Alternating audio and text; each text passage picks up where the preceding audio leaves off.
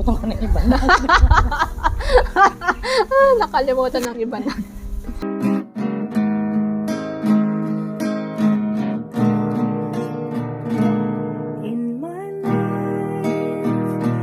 Hello mga kabokchat! Welcome po muli sa panibagong episode ng ating programang My Vocation is Love. Si Sister Maria Leilani Dumalyang po ulit ang ating pong makakakwentuhan ngayon sa araw na ito. Sister. Magandang hapon, Sister Reggie. Magandang hapon po sa inyong lahat. Actually, ang full name ko walang Maria, but nung pumasok po ako sa kumbento, nilagyan nila ng Maria. So, my religious name is Sister Maria Leilani. Katulad po ng nasabi ko nung nakaraan, ako po ay taga Tuguegarao, Cagayan. Region 2 po yun, from the northern part of the Philippines. Sister, batiin mo kaya sila sa inyong dialect? Okay. Utong ka ng iba na. Nakalimutan ng iba na. Sa mga taga Tuguegarao, shout out! Makastang agaw ni kamo ngamin. Diyos i-mevolo ni kamo. Yan. So si Sister Leilani po ay sabi niya nga medyo nakakalimot na sa kanilang dialect. Sister, saan ka po pala naka-assign currently ngayon?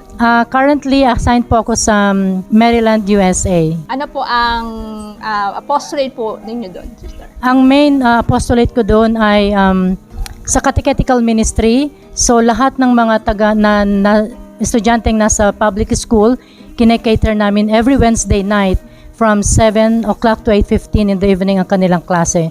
So, more or less, mga 260 plus na ang estudyante namin this school year, 2023 and 24. Sister, ilang years na po kayo nakasign sa Maryland? Actually, Sister, 2 times na po akong nakapunta doon. I mean, pangalawang balik ko na ngayon sa Maryland. First is, that was 2006 to 2011, the same apostolate sa catechetical ministry. And then, bumalik po ako dito sa Philippines. And then after 3 years, 2015 to present, dun sa US po. Yan, pabalik-balik lang pala, sisters. Ano? Yung pong inyong vocation story niyo po, sister. Sige. Actually, pumasok ako to 1996 after the celebration of World Youth Day nung si Pope John Paul II, saint na po siya ngayon. Saint John Paul II ay pumunta sa Philippines for the World Youth Day. To make the story long short, so I met the MCS sisters in Kawayan, Isabela when I was teaching in Our Lady of the Pilar. Nakakalimutan ko na.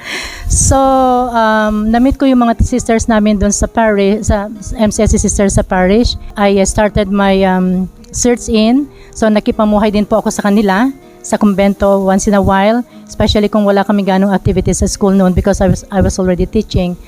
And doon, they helped me to, to find the real way. Kasi, merong fulfillment, but there is something that meron ka pa rin hinahanap-hanap Kasi, God will always lead you into the way kung saan ka talaga niya ilalagay. Yun, I decided 1996 to enter MCST. Kahit na, of course, ang first reaction ng mga magulang, ayaw nila kasi dadalawa nga kaming babae with 6 brothers. And then, 1996, I really decided to enter the convent. Tuloy-tuloy na yon.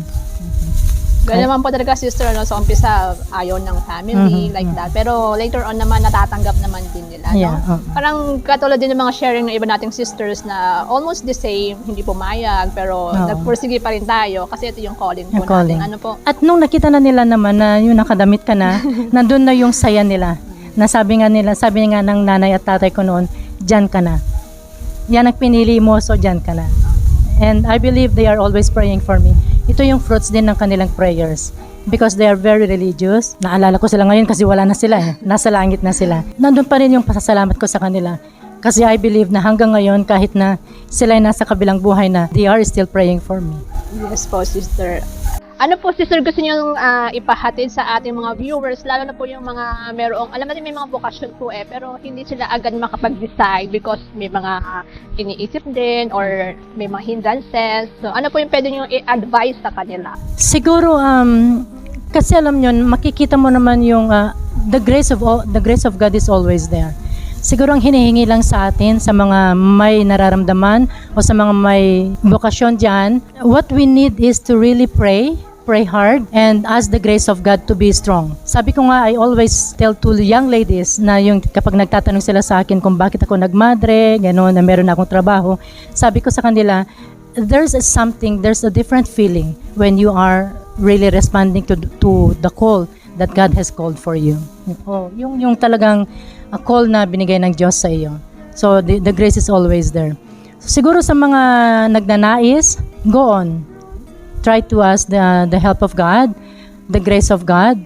At siya lang yung makapagbibigay ng courage for you to respond to this divine call. It's a really very different call.